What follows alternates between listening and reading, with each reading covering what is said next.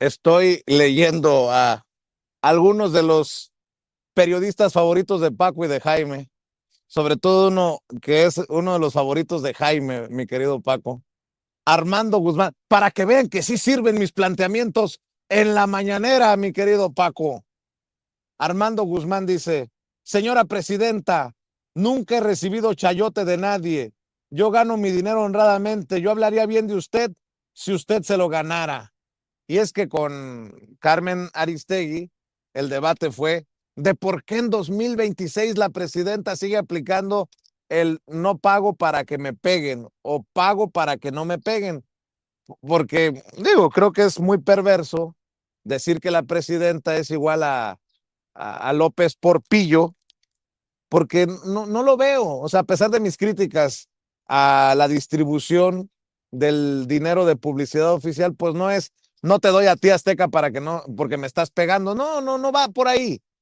Es porque el dueño de TV Azteca debe dinero y porque algunos literalmente están en el proceso de putrefacción, ¿no? Lo ha dicho la presidenta Claudia Sheinbaum Pardo, pero bueno, veo muy interesados a muchos de estos periodistas diciendo: no somos chayoteros. No que no, cabrones, no que no se pronunciaban, porque si se pronuncian públicamente, Paco, esa es mi opinión, no sé tú qué piensas, pues ya tenemos registro para, en caso de que salgan las pruebas, en caso de que salgan en las listas, poderles decir: a ver, cabrón, aquí estás.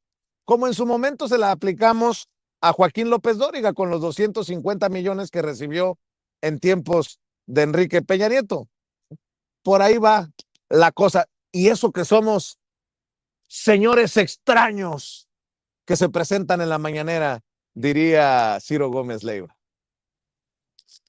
Fíjate, Vicente y Jaime, fíjense, yo voy a aplicar lo que decía en algún momento Joaquín Vargas, que era dueño de MBS.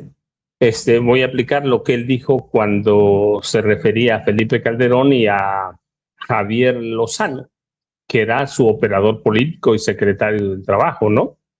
Cuando despidieron o estaba el proceso para despedir a Carmen Aristegui por órdenes de Felipe Calderón, yo he platicado en algunos de mis libros, lo platico también en su momento. Tú recuerdas que Fernández Noroña desplegó una manta en el Congreso de la Unión en el que daba a entender que Felipe Calderón era un alcohólico. Y a partir de ahí nace el despido de Carmen Aristegui. Y Joaquín Vargas cuenta de esta forma la censura de Calderón. Vía Javier Lozano: si recontratas a la periodista, a tu proyecto se lo lleva a la chingada. Esa era la censura en tiempos de Felipe Calderón. La libertad de expresión no existía. Era una doble presión. Por un lado, las formas tradicionales de censura gubernamental y presión política desde el corazón del calderonismo. Por el otro, la violencia armada y la imposición de silencio violento por parte de Felipe para evitar o para que la prensa no publicara nada. Aquí hemos platicado, ¿no?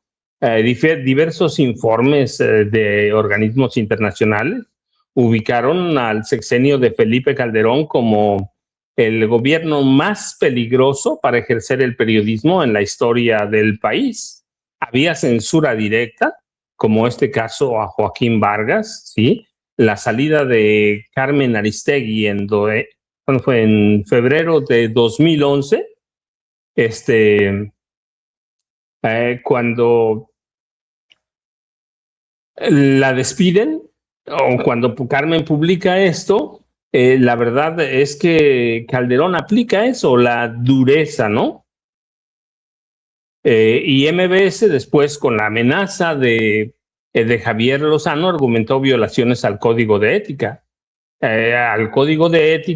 Y presionaron a Joaquín Vargas. Finalmente, esa es la presión. Y luego, por otro, para ligarlo a una pregunta que te hacen en el auditorio o una solicitud, Felipe Calderón y Vicente Fox Quesada asfixiaron al gobierno de el proyecto de José Gutiérrez Vivó, a mí nadie me lo platica, Vicente.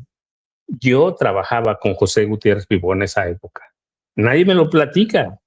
Había presión primero del gobierno de Vicente Fox y luego de Calderón para no darnos un centavo de publicidad.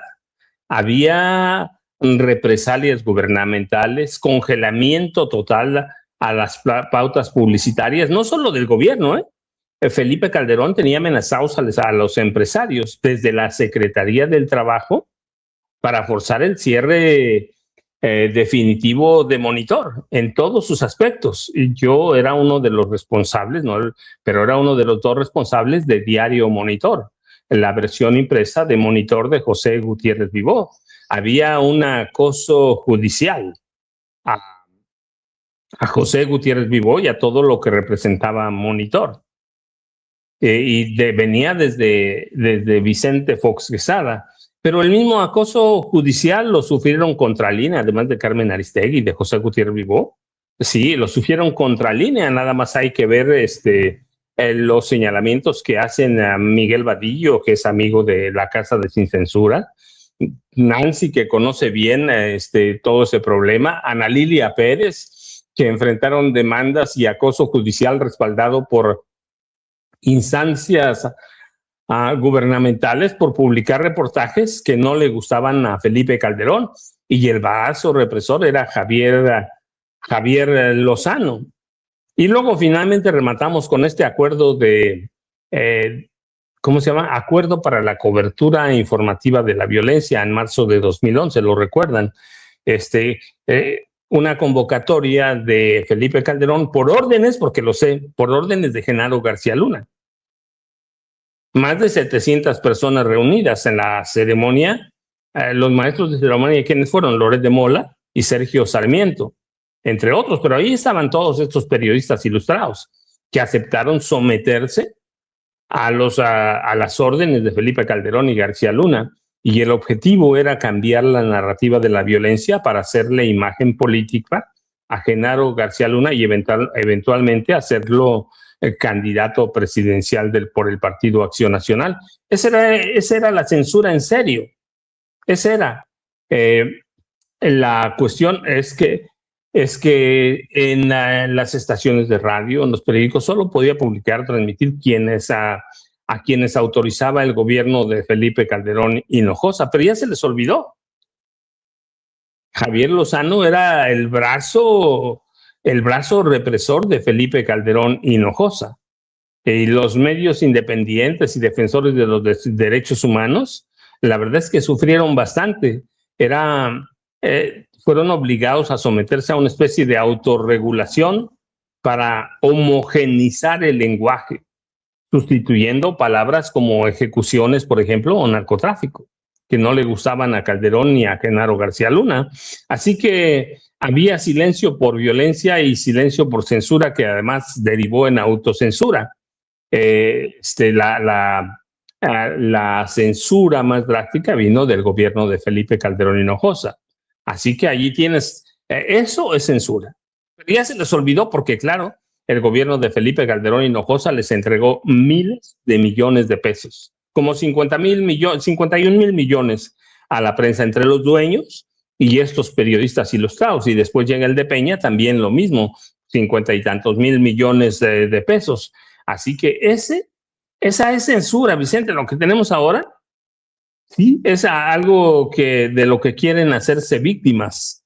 Hay que ver, por ejemplo, Loret de Mola. Loret de Mola es un tipo sinvergüenza, no solo porque se vende y todo eso, permite que Latinus reciba publicidad, por ejemplo, de gobiernos que desvían partidas del sector salud, y eso es criminal, Vicente. Pero esa es, en esencia, la censura, Vicente. Así que, para que tengamos una idea de lo que hablamos cuando hablamos de censura y de autocensura, Vicente y Jaime. Y ahora, mientras levanta la mano desde Estados Unidos Armando Guzmán y dice: presidenta, yo no soy chayotero. Dice: pero me dice a mí que sí recibo dinero. Sin pruebas, obviamente, porque no existe, porque es una calumnia. Dice que yo sí recibo dinero de Palacio por las preguntas que hago. Pero él dice: créame, presidenta, que yo hablaría bien de usted si se lo mereciera, pero yo no soy chayotero. Mientras vemos este debate con Carmen Aristegui, que me parece triste, porque Carmen supo, porque Carmen estuvo, porque Carmen está, y porque se dio cuenta de lo que ocurría contra José Gutiérrez Vivó, contra el maestro José Gutiérrez Vivó y su equipo, como lo está diciendo Paco, pues deberíamos denunciar, por ejemplo, al saco de pus, a Javier Lozano, que era el secretario del Trabajo en ese entonces, con Felipe Calderón, en los tiempos de la censura, de la verdadera censura, que hoy sale a defender a Luis Cárdenas, porque además Luis Cárdenas dice, yo me voy porque se acaban los ciclos, a mí nadie me está corriendo, a mí nadie me está presionando, pero salen ya estos a defender al pobrecito de Luis Cárdenas que no dio el ancho en MBS. ¿Tienes el audio, Marvel? A ver, suéltalo, por favor. A ver si lo tiene el audio de Javier Lozano, la querida Marvel. Por favor, Ceci Marvel. Otro más que cae. Se trata de Luis Cárdenas, el periodista del noticiero matutino de MBS Noticias. De un día para otro nos hizo ver a través de redes sociales que era su último día al frente de esas cámaras y micrófonos. Y fue igualito, ¿eh? De un día para otro, adiós. ¿Por qué? Nunca sabremos el por qué oficialmente, pero sí sabemos por qué a partir del comportamiento, de la conducta y este talante autoritario que tiene la presidencia de la República y este régimen de los morenarcos. Esto es censura pura y dura. Por la misma razón. Si es instrucción presidencial, pésimo. Si es autocensura, peor. Hay cínicos y este hijo de la chingada de Javier Lozano. Recuérdame lo que dijo Joaquín Vargas, el concesionario, el dueño de MBS, cuando lo presionaron para que se fuera Carmen Aristegui. Por favor, Marvel. Creo que es tu video número 8.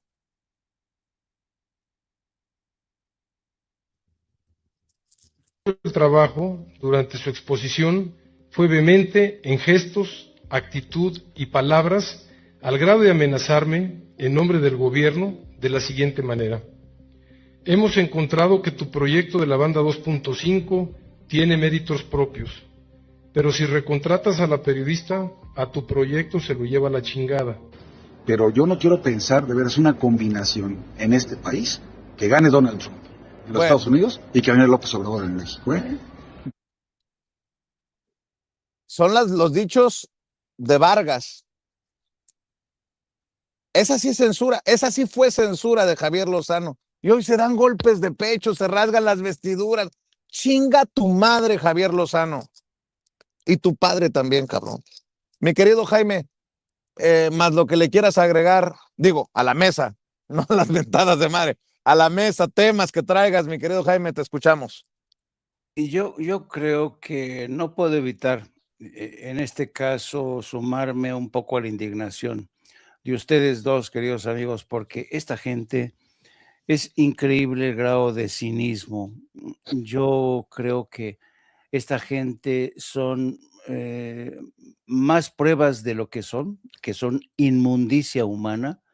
No puede haber más. Miren, el querido maestro Paco Cruz recordó la forma en que terminaron con el proyecto periodístico de Gutiérrez Vivó, Monitor, pero hay que refrescarle la memoria a todos estos delincuentes, porque eso es lo que son, delincuentes.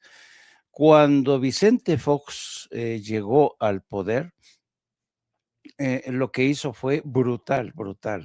En el caso, por ejemplo, de Excelsior, más allá de los errores de editoriales o de falta de pericia de los directores de Excelsior en aquel momento, o de la falta de visión, porque como se recordarán, cuando Vicente Fox iba a asumir el poder, todo el mundo creyó que en México se iba a producir una transición a la democracia. Yo mismo pensé que iba a ser posible una transición a la democracia, pero llegó este personaje y traicionó esa promesa de transición, pero la traicionó de la forma más brutal, más sanguinaria, porque uno de sus principales movimientos consistió en destruir la cooperativa del periódico Excelsior, un periódico en el que yo trabajaba como corresponsal en Europa. Yo tenía mi base de operaciones en Madrid. A mí me dejaron abandonado en el extranjero con toda mi familia. Nunca se me dijo ni agua va. Fue un proceso caótico, y en el proceso de destrucción de la cooperativa de Excelsior para allanar el camino a los hermanos Vázquez Raña, murió gente, murieron cooperativistas, hubo enfrentamientos brutales, enviaron a grupos paramilitares para desalojar a la gente de la cooperativa, murió gente. El que hasta entonces había sido o fue su último director, José Manuel Nava, que había sido corresponsal en Washington, murió bajo las más extrañas condiciones. Y yo no tuve otra alternativa más que salvarme a mí y a mi familia buscando otro empleador. En ese caso, el Universal de aquel entonces me ofreció una tabla de salvación a cambio de que le cubriera la guerra en Afganistán, una cobertura durísima en la que casi pierdo la vida. Y después de todo eso, fue un naufragio brutal, brutal de Excelsior. La forma tan brutal en la que Marta Sagún cortaba cabezas a los directores de diarios, y estos, no sé, atenían a sus caprichos editoriales, era brutal. Pero entonces nadie alzaba la voz para gritar censura, censura. No, no, no, los grandes medios, por terror, por miedo, no decían ni pío, ni pío. Así es que cuando yo escucho este drama de Luis Cárdenas diciendo en los micrófonos que él lamenta lo que está pasando, que este ambiente de asfixia, hoy mismo en las páginas del Universal, Kenia López Rabadán da una entrevista que, bueno, yo no sé a quién le va a sacar las lágrimas, diciendo que en México está en peligro la libertad de expresión y de prensa, ¿no? Qué flaca memoria tienen todas estas gentes. Por eso yo digo que esta gente, todos ellos, incluido el saco de pus, son una inmundicia humana. ¿A quién van a engañar? ¿A quién engañar? ¿A los más jóvenes que no tienen memoria de aquellos eventos en los que dejaron abandonados a su suerte a decenas de miles de periodistas? No a uno, no a dos, no, a decenas dejaron. Algunos murieron, algunos fueron asesinados, otros tuvieron que huir al extranjero, en fin.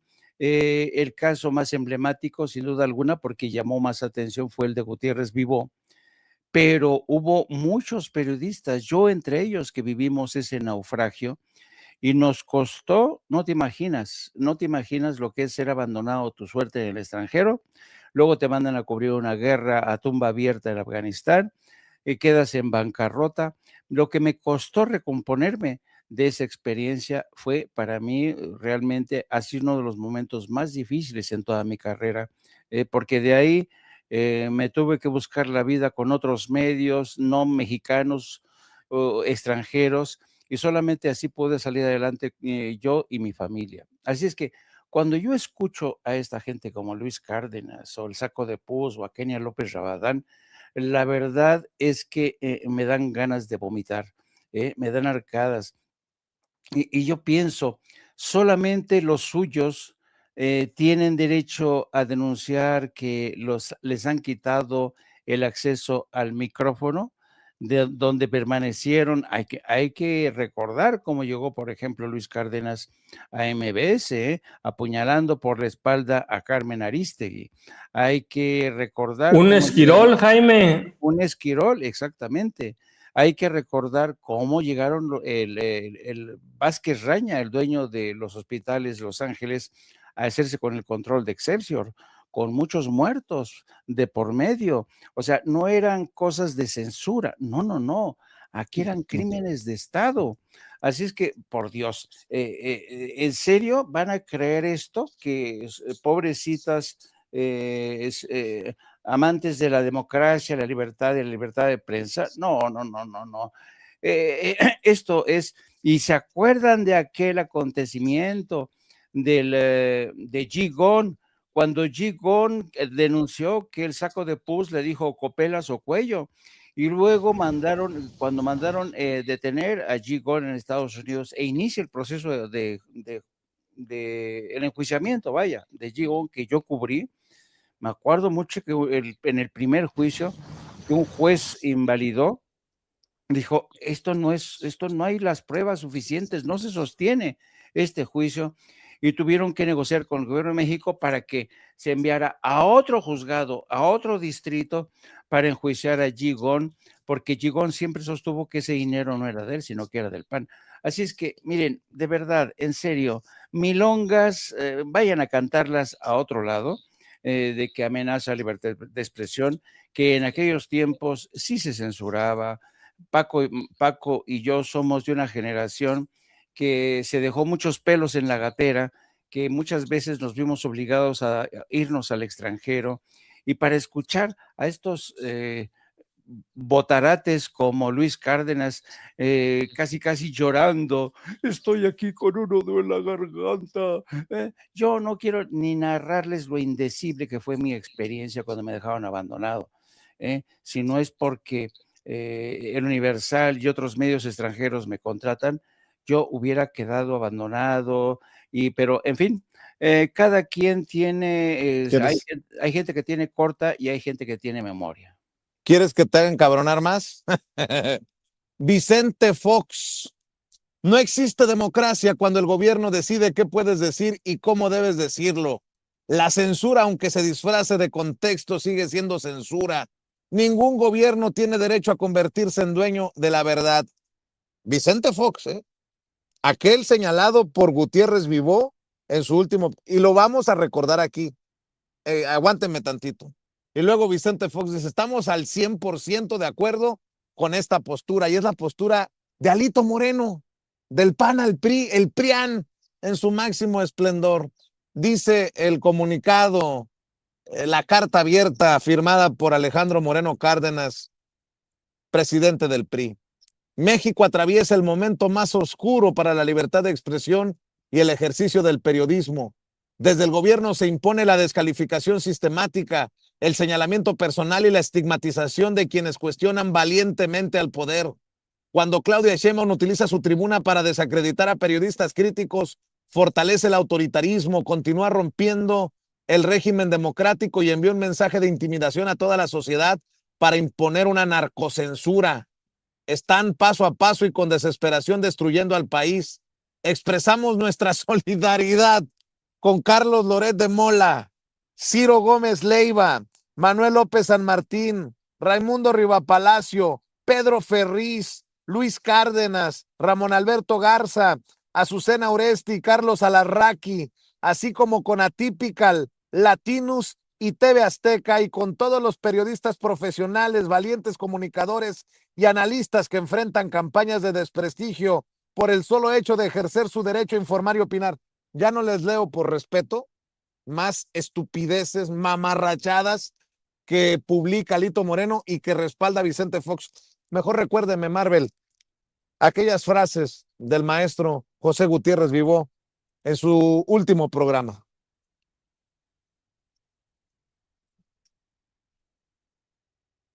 Decirle, señor presidente, que a mí también me vienen a decir cosas de usted.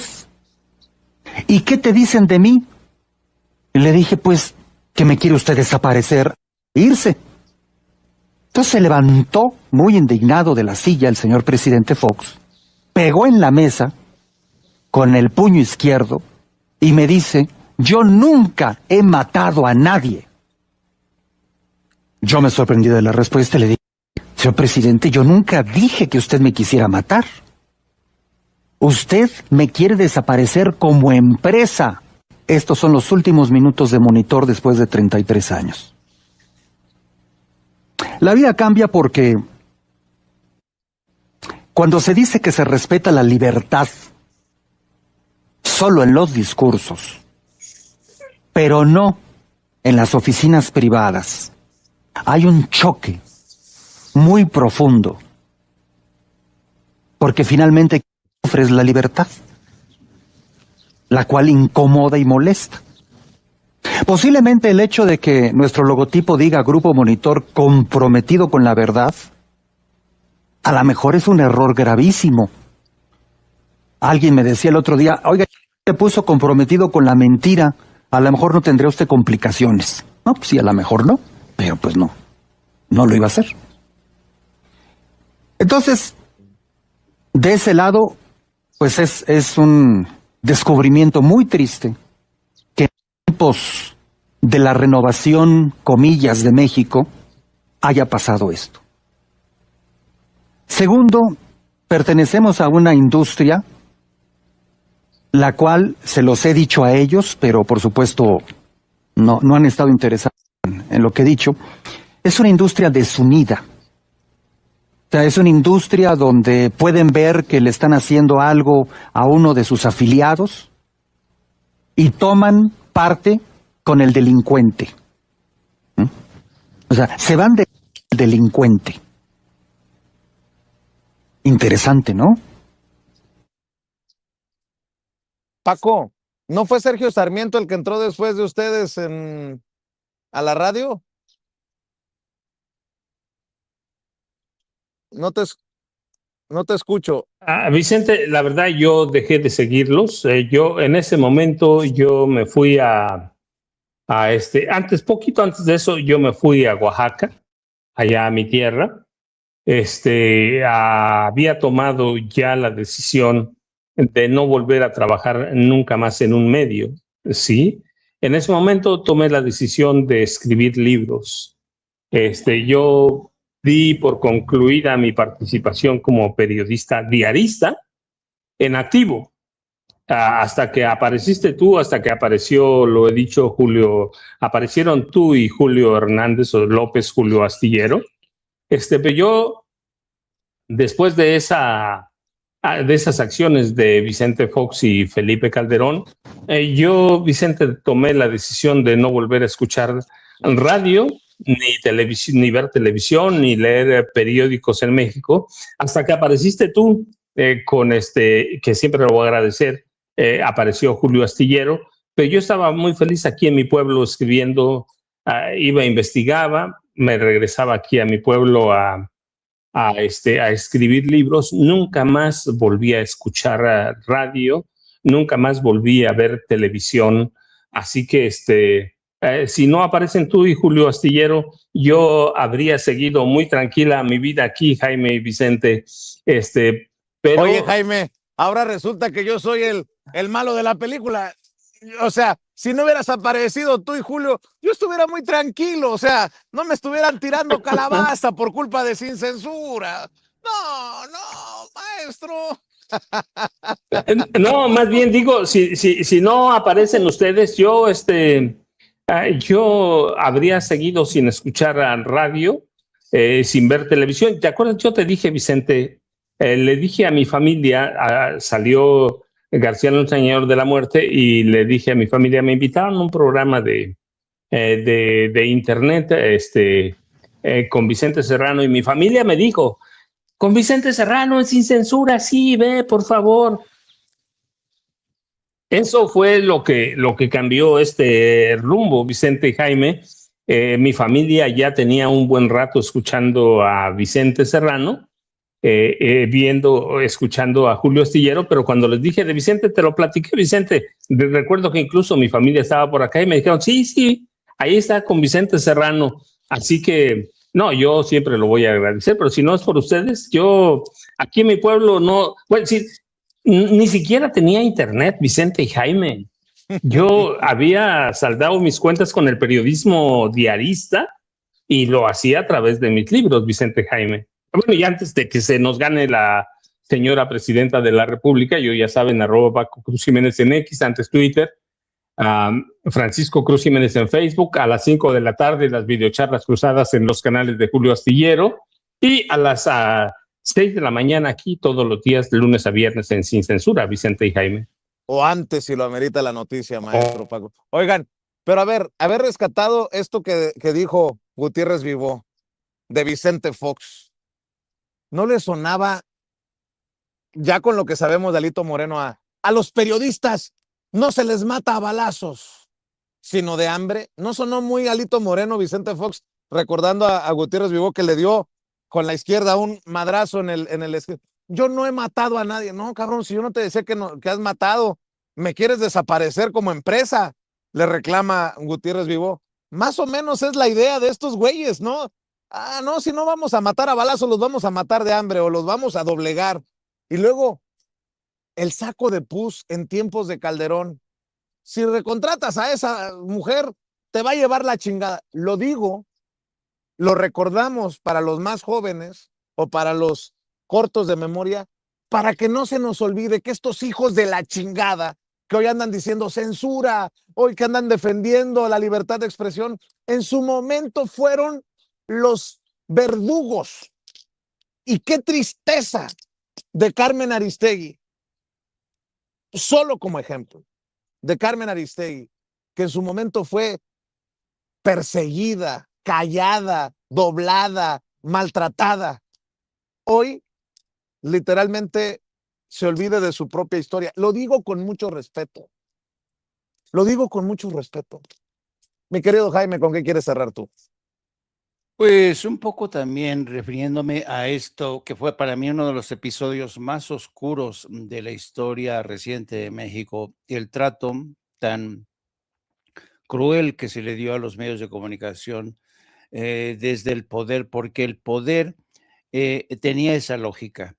Los medios, los periodistas tenían que someterse, como lo hizo Calderón en aquel año de 2011, cuando este grupo de comentócratas, dueños de diarios, concesionarios, se hicieron el harakiri para plegarse a la voluntad de Felipe Calderón de no informar sobre el baño de sangre, sobre la multiplicación de las fosas comunes en todo México. Y en lugar de haber adoptado una política más creativa, más imaginativa, por ejemplo, como lo hizo Colombia en su momento, porque ustedes saben que Colombia, durante los más duros años de los atentados contra libertad, ahí sí se la jugaron los colombianos cuando Pablo Escobar dinamitaba diarios, asesinaba, secuestraba a directores de diarios, a periodistas. Los periodistas colombianos hicieron un pacto muy valiente y muy imaginativo, porque en lugar de callar esa realidad, lo que hicieron fue eliminar, eliminar las firmas, toda la información que salía no llevaba firma y se publicaba de manera simultánea en todos y cada uno de los miembros que formaban parte de este pacto. De esta manera, los cárteles de la droga no tenían a quién echarle la culpa, no tenían a quién secuestrar, a quién dirigirse con sus ataques, ¿no? Con esta campaña de muerte. Todos los periodistas colombianos dijeron, vamos a investigar entre todos a los cárteles de la droga, vamos entre todos a exponerlos. Y así fue. Y solamente de esta manera, trabajando todos desde el anonimato, de estas alianzas, desde la trinchera, pudieron seguir publicando la historia tan cruel que supuso esa guerra de Pablo Escobar. Pero en México se les hizo más fácil obedecer las instrucciones de Felipe Calderón. ¿Por qué? Porque Felipe Calderón sabía que quien manejaba el negocio tras bambalinas era él y su principal colaborador. Me refiero a Genaro García Luna. Así es que por donde se le mire, los gobiernos del PRI, del FAN, insisto, fueron el partido de la inmundicia humana. Que acallaron voces, cerraron medios de comunicación, asesinaron a periodistas y luego le echaban la culpa a el crimen organizado. Y una última consideración que considero importante. Se han dado cuenta que en medio de este dramatis personal de Luis Cárdenas, de toda esta gente que dice que es censurada, los dueños de los medios, por ejemplo, de MBS, no han dado la cara para decir mentira, esto no es censura, el señor tiene bajos niveles de audiencia, no hay un concesionario, un dueño de estos medios que salga a aclarar las cosas. ¿Por qué? Porque les beneficia, aprovechan esta confusión, ¿no? Ceremonia de la confusión creada por las víctimas de esta censura para de alguna manera dar a entender que es verdad, que el gobierno los ha presionado a ellos, los dueños, pobrecitos, así es que deberían dar la cara y decir que esto no es producto de un manotazo por parte del gobierno de Claudia Sheinbaum, sino que esto es producto simple y sencillamente de la realidad. Esta gente, estos medios de comunicación ya no conectan con la sociedad, se han convertido en muertos vivientes, ya nadie les cree, nadie los lee. Así es que menos drama, señores, y ojalá hubiera un poco más de mayor seriedad, valentía de los dueños de comunicación para que digan, para que pusieran las cosas en su lugar. A la una, en No Apto para Cínicos, ¿no, Jaimito? Volví a perder tu audio, perdón. Y a la una los espero para con mi querida esposa, la periodista Lourdes Salas, a quien conocen todos como Hildy. Vamos a hablar de todo lo que ha ocurrido en México y en el mundo. Así es que los esperamos. No se olviden, a las 13 horas, No Apto para Cínicos. Y les mando un abrazo a ustedes dos, queridos amigos. Y pues sí, reconocer, como dijo el maestro Paco Cruz, si no hubiera pasado cerca de nosotros ese buque insignia que se llama Sin Censura, no sé dónde andaría.